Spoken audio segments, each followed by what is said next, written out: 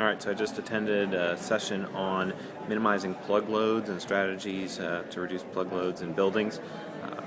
I was actually very excited about it. It's a very exciting topic. Pretty geeky crowd, proud to be one of them. You engineers understand what plug loads are. For you architects, plug loads are things that plug into outlets in the wall like computers and TVs and things like that.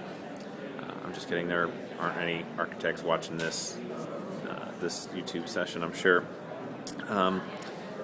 Basically, a standard commercial office building has has about 20% of its loads are plug loads. So what's been happening as buildings are becoming more energy efficient, we're reducing the HVAC and the lighting loads. So the overall energy pie is getting smaller, which means that the percent of energy being used by plug loads has gone up.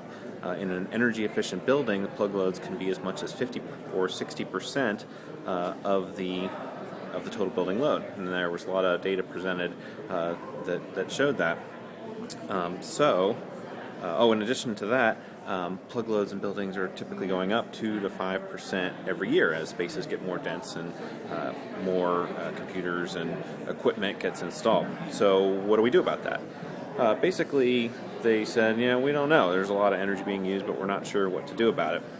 Some of the strategies that they did talk about really start with knowing where you're using the power, what I would call measurement verification. You have to understand what's using the power and when it's using it and how much power it's using before you can start developing strategies to shut it off.